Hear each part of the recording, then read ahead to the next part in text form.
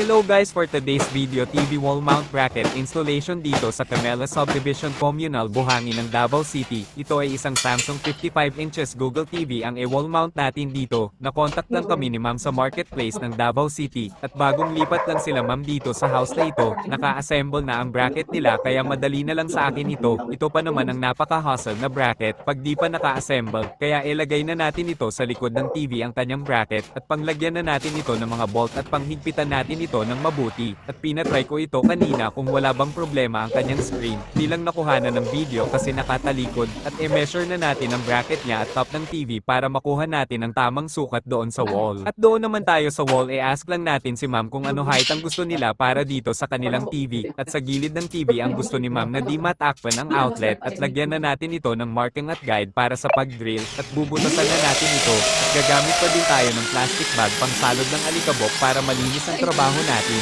Dito sa Camela sobrang tigas talaga ang wall dito.